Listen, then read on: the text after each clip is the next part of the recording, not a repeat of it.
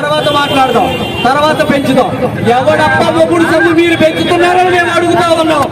ఎవరైతే పేదలు అన్నారో రైతు కార్మిక కుటుంబాల నుంచి వచ్చి 200 రూపాయల జీతం దగ్గర నుంచి ఇవాళ 11,000 మాత్రమే జీతం ముచ్చుకుంటున్న అంగన్వాడీ జీతాలు పెంచమంటే జీతాలు పెంచవా? మీ ఎమ్మెల్యేలు జీతాలు ఎంత? మీ ముఖ్యమంత్రి జీతం ఎంత? మీ కాలువాయి ఖర్చులు ఎంత? మీరు ఒక రోజు భోజనం చేస్తే భోజనం ఖర్చులు ఎంత? మీరు ఆలోచించండి. మేము మీ ప్యాలెస్ లో అడగట్లేదు, నువ్వు 500 కోట్లతో కట్టుకుంటా వైజాగ్ లో కట్టుకుంటున్నా మీ ఇంట్లో చోటు ఇవ్వమని అడగట్లేదు. గజ స్థలం ఇవ్వాలా? నువ్వు వచ్చిన తర్వాత ఒక్క సంక్షేమ పథకం ఇవ్వాలా? ఉన్న పెన్షన్ తొలగించేశారు, 10,000 జీతం అని చెప్పేసేసి మెను ఛార్జీలు పెంచిన పరిస్థితి లేదు. పోషకాహారానికి సంబంధించిన యాప్లు ఇచ్చావు, యాప్లు పనిచేసే పని లేదు. నువ్వు ఇచ్చిన ఒక్క ఫోన్ కూడా పనిచేసే పరిస్థితి లేదు. ఇంత దుర్మార్గంగా అంగన్వాడీ సెంటర్లు ఉంటే ఈ రోజున నువ్వు జీతం పెంచను, మిమ్మల్ని తీసేసి వేరే వాళ్ళని పెడతానంటా ఉన్నావు.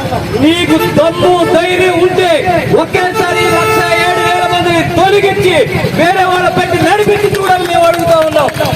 ఇన్ని రోజుల నుంచి నేను నడిపిస్తానని చెప్పుకుంటూ వచ్చాడు కదా. ఒక్క సెంటర్ అయిన రాష్ట్రంలో ముఖ్యమంత్రి గారు మీ బొత్స సత్యనారాయణ సజ్జల గారు ఒక్క సెంటర్ నడిపించగలిగారా? ఒక్కసారి ఆలోచించమని మేము అడుగుతా ఉన్నాం. ఒక్క సెంటర్ అంటే ఒక్క సెంటర్ నడిపించాల. మైలవరం ప్రాజెక్టు 244 సెంటర్లు ఉంటే ఒక్క సెంటర్ ని వాళ్ళు తీసి ఏ ఒక్క పిల్లవాడికి కూడా భోజనం పెట్టిన కట్టం లేదు. కానీ అంగన్వాడీ హెల్పర్లు వాళ్ళు ఏం చేస్తా ఉన్నారు? సెంటర్కి వస్తే ముక్కు తీయాలి, టాయిలెట్కి వెళ్తే కడగాలి, బాత్రూమ్కి వెళ్తే కడగాలి, వ్యక్తి చాకిరీ చేస్తా ఉన్నారు. కరోనా టైంలో ప్రాణాలకు పన్నెండులో పెట్టి లక్షలాది మంది ప్రాణాలు కాపాడారు అంగన్వాడీ వర్కర్లు, హెల్పర్లు.